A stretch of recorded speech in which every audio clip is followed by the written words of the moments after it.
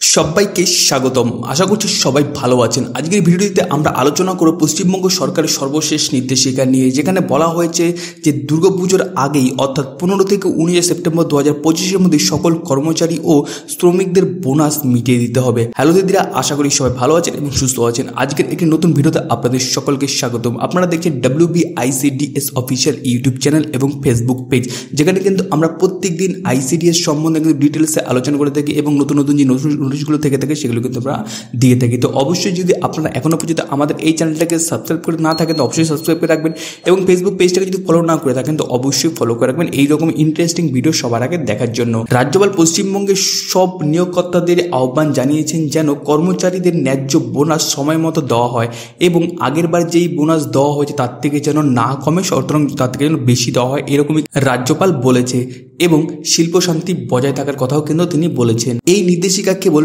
সরকারি কর্মীদের জন্য নয়, বেসরকারি ক্ষেত্রেও প্রযোজ্য।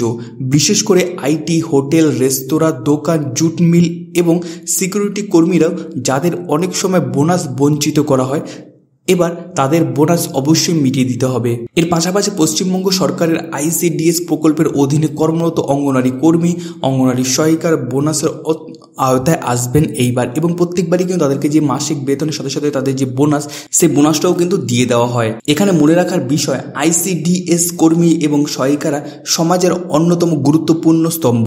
তারা প্রতিদিন শিশু এবং গর্ভবতী মহিলা এবং সাধারণ মানুষের জন্য নিরস কাজ করে চলেছেন। তাই এই বোনাস তাদের জন্য একরকম স্বীকৃতি।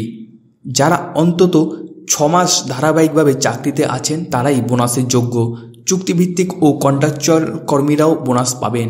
যারা অন্তত 30 দিন কাজ করেছেন তারাও বোনাসের দাবিদার। তাহলে সংক্ষেপে বলা হয়, WBSSC থেকে শুরু করে ICDS কর্মী, সহায়িকা, চুক্তিভিত্তিক কর্মী, কাউকেই বোনাস থেকে বাদ দেওয়া যাবে না। সরকারের স্পষ্ট নির্দেশ, দুর্গাপুজোর আগেই এই বোনাস মিটিয়ে দিতে হবে।